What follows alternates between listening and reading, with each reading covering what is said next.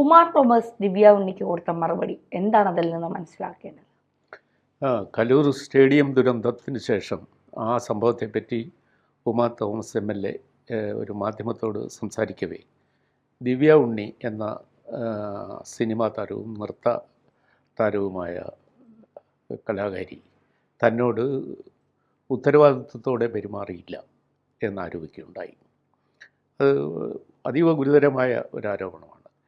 അവർ ദിവ്യ ഉണ്ണി തന്നെ ഒന്ന് വിളിക്കാൻ, രോഗശയ്യയിൽ കിടന്നപ്പോൾ ഒന്ന് വിളിക്കാൻ പോലും ഒരു ശുപാർശ നടത്തേണ്ടി വന്നു. അതെന്തെന്ന് വെച്ചാൽ മഞ്ജു വാര്യർ വന്ന് കണ്ടതിന് അപ്പോൾ മഞ്ജുവിനോട് പറഞ്ഞ പ്രകാരമാണ്, അതിനുശേഷമാണ് ദിവ്യ ഉണ്ണി വിളിച്ചത്. ഒരു പക്ഷേ മഞ്ജു വിളിച്ച് പറഞ്ഞിട്ടായിരിക്കുമോ എന്ന് ന്യായമായും ഊഹിക്കാം. ആ തരത്തിൽ ഒരു പ്രതികരണം ഉമാ തോമസ് നടത്തി. ഇതുപോലെ പ്രശസ്തയായ ഒരു ആർട്ടിസ്റ്റ് ഇതുപോലൊരു അപകടസന്ധിയിൽ മൃദംഗനാഥം എന്ന ഒരു വലിയ പരിപാടി ഗിന്നസ് ബുക്കിൽ ഇടം കിട്ടാനുള്ള ഒരു മാസ് ഡാൻസ് പ്രോഗ്രാമായിരുന്നു കലൂർ സ്റ്റേഡിയത്തിൽ കഴിഞ്ഞ ഡിസംബർ 29 സംഘടിപ്പിച്ചത്. അവിടെ പ്രോഗ്രാം തുടങ്ങുന്നതിന് മുമ്പ് ഉണ്ടായ അതിദാരുണമായ അപകടത്തിലാണ് ഗാലറിയിൽ ഇരുന്ന MLA ഉമാ തോമസ് 12 അടി താഴ്ചയിൽ വീണു ഗുരുതരാവസ്ഥയിലായി. അപ്പോൾ അവർ ആശുപത്രിയിൽ 46 ദിവസം കിടന്നു.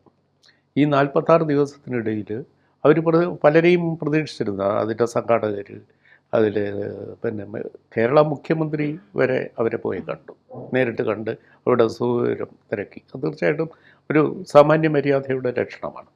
ഒരു MLA, നിയമസഭാംഗം, നിയമസഭ കൂടിക്കൊണ്ടിരിക്കുമ്പോൾ അവർക്ക് അവിടെ പങ്കെടുക്കാൻ പറ്റാതെ ഈ അപകടസന്ധിയിൽ അവർ മരണത്തോട് മല്ലിടുന്ന തരത്തിലുള്ള ഗുരുതരമായ ഒരവസ്ഥയിലായിരുന്നു ആശുപത്രിയിൽ. ആ സന്ദർഭത്തിൽ മുഖ്യമന്ത്രി വന്ന് കണ്ടു.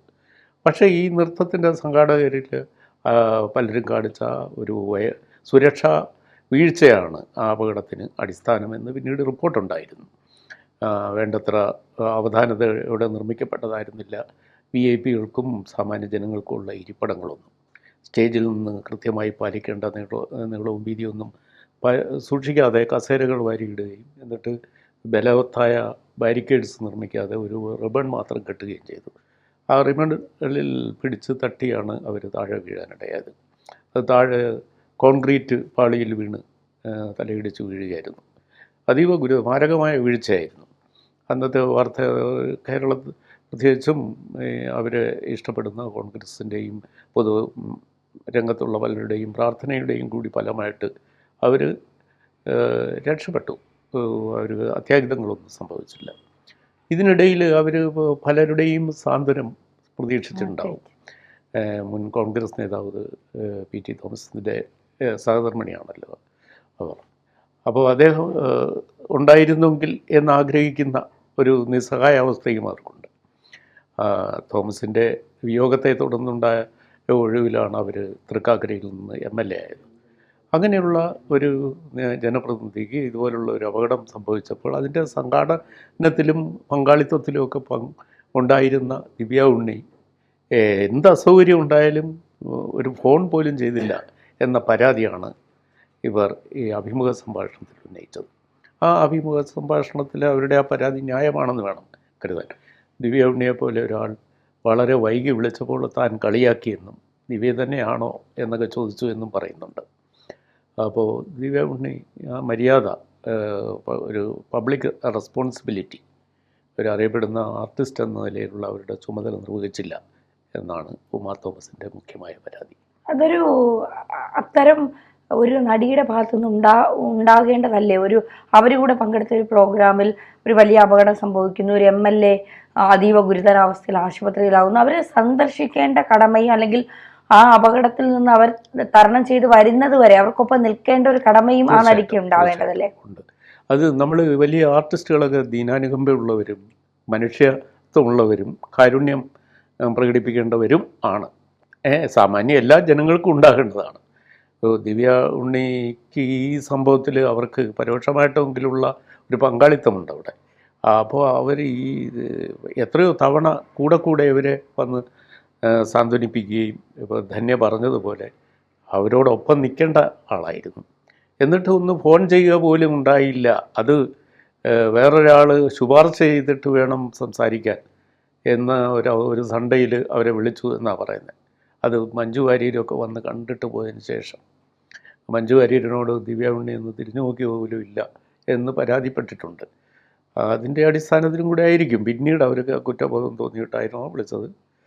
അങ്ങനെയല്ല, ഒരു പൊതു ബാധ്യതയുണ്ട്. ആർട്ടിസ്റ്റുകൾക്കൊക്കെ ഒരു പൊതു ബാധ്യതയുണ്ട്. ഈ പൊതുജനങ്ങൾ ഈ സമൂഹമൊന്നും ഇല്ലെങ്കിൽ വരുന്ന ആർട്ടിസ്റ്റുകളെ അല്ല. അപ്പോൾ അത് മനസ്സിലാക്കാതെ ഇവരെല്ലാം താരങ്ങളൊക്കെ ആയിട്ടും ഈ വളർത്തുദോഷം എന്നൊക്കെ പറയും. ഇപ്പോഴത്തെ പൊതുവെ ഉള്ള ജനറേഷൻ്റെ ഒരു ക്രൂര സമീപനമുണ്ട്. പൊതുബാധ്യതകളൊന്നുമില്ല, എനിക്ക് ആരോടും കടപ്പാടില്ല എന്നൊക്കെ പറയുക മാത്രമല്ല പ്രവർത്തിക്കുന്നു. അപ്പോൾ അങ്ങനെയുള്ളൊരു സമീപനം നമ്മൾ നല്ല വിദ്യാഭ്യാസം കിട്ടിയ ആളുകളിൽ നിന്നും ഒരിക്കലും ഉണ്ടാകാൻ പാടില്ല. അപ്പോൾ ദിവ്യ ഉണ്ണി അങ്ങനെ ഒരു കാലസായിട്ടുള്ളൊരു അപ്രോച്ചായിരുന്നു ഈ കാര്യത്തിൽ എടുത്തതെങ്കിൽ എന്ന ഉമ്മ പറയുന്ന കാര്യം അവിശ്വസിക്കേണ്ടതില്ല. അത് അങ്ങനെ ഉണ്ടായിട്ടുണ്ടെങ്കിൽ അത് ദൗർഭാഗ്യകരമായി പോയി. നമ്മൾ ദിവ്യ ഉണ്ണിയെ പോലെ ഒരു പോപ്പുലർ ആർട്ടിസ്റ്റ് സിനിമയിലും നൃത്തത്തിലും, ഇപ്പോൾ നൃത്തത്തിൽ പൂർണ്ണമായും ശ്രദ്ധിക്കുന്ന, അത് വിദേശത്തും കേരളത്തിലുമായിട്ട് ജീവിക്കുന്ന ഒരാൾ, അവർക്ക് എത്രയോ പൊതുബന്ധങ്ങളും പരിചയങ്ങളും ഒക്കെ ഉള്ള ആളാണ്. അത് മാത്രമല്ല നമ്മൾ എറണാകുളത്ത് താമസിക്കുന്ന ഒരാളാണ്. അപ്പോൾ ദിവ്യ ഉണ്ണി ഉമാ തോമസിനോട് ഒരു മനുഷ്യത്വം കാട്ടിയില്ല എന്ന് അറിയുന്നതിൽ നമുക്ക് തന്നെ വിഷമം തോന്നുന്നു. തീർച്ചയായിട്ടും. എന്തായാലും ദിവ്യ ഉണ്ണിയുടെ ഭാഗത്ത് നിന്ന് ഇത്തരം ഒരു നടപടി, അല്ലെങ്കിൽ ദിവ്യ ഉണ്ണി എന്നല്ല, ഒരു കലാകാരിയുടെ ഭാഗത്ത് നിന്ന് ഇത്തരത്തിലൊരു നടപടി ഉണ്ടാകാൻ പാടില്ല അല്ലേ? തീർച്ചയായിട്ടും ഉണ്ടാകാൻ പാടില്ല. കാരണം എത്രയോ ഇതൊക്കെ പൊതുമധ്യത്തിലുള്ള ആളുകളല്ലേ, അവർക്ക് മനുഷ്യത്വം എന്ന് പറയുന്ന ഒരു വലിയ ഘടകമുണ്ട്. അതില്ലെങ്കിൽ നമ്മൾ മൃഗതുല്യരായി പോകില്ലേ. ഇത് ദീനാനുകമ്പ, ജീവകാരുണ്യം, ഇതൊക്കെ സമസൃഷ്ടി, സ്നേഹം, അന്യരോടുള്ള കരുതൽ, ഇതൊക്കെയാണ് സംസ്കാരം ചിത്തരാക്കുന്നത് മനുഷ്യരെ. അത് അങ്ങനെ പെരുമാറാൻ അറിയുമ്പോൾ മാത്രമേ നമ്മൾ മൃഗങ്ങളിൽ നിന്നും വ്യത്യസ്തരായി മനുഷ്യരാകുകയുള്ളൂ. ഇല്ലെങ്കിൽ പ്രകൃതിയും സംസ്കൃതിയും തമ്മിൽ ഉള്ള വ്യത്യാസം തിരിച്ചറിയണം. പ്രകൃതി എന്ന് പറയുന്നത് ദൈവം സൃഷ്ടിച്ച അതുപോലെയുള്ളത്. സംസ്കൃതി എന്ന് പറയുന്നത് പ്രകൃതിയിൽ മനുഷ്യൻ വരുത്തിയ മാറ്റങ്ങളാണ്. മനുഷ്യൻ ഇത്തരം കാര്യങ്ങളിൽ വരുത്തിയ മാറ്റം കൊണ്ടാണ് ഈ സമൂഹം കെട്ടുറപ്പോടെ നിൽക്കുന്നത്. എത്രയും മൂല്യങ്ങൾ ഇല്ലെങ്കിൽ ദിവ്യ ഉണ്ണി വെറും ഒരു നൃത്തക്കാരിയായ മനുഷ്യത്വമില്ലാത്ത ഏതോ ഒരു ജീവിയായി പോകും. അതുകൊണ്ട് ഇതൊക്കെ നമ്മുടെ ജീവിതത്തിൻ്റെ അവിഭാജ്യ ഘടകങ്ങളാണ്. ഈ അന്യനോടുള്ള കരുതൽ, അനുകമ്പ, കൃപ എന്നൊക്കെ പറയുന്നത്, അത് ഇല്ലാതെ വരുന്ന ആളെ ഏത് കലാകാരനായിട്ട് വലിയ അർത്ഥമില്ല. അതുകൊണ്ട് കലാകാരന്മാർക്ക് അത് കൂടുതലുണ്ടാകും എന്നതാണ് സാമാന്യേന ഉള്ള അനുഭവം. അതുകൊണ്ട് ഉമ പറഞ്ഞത് വലിയൊരു കാര്യമാണ്.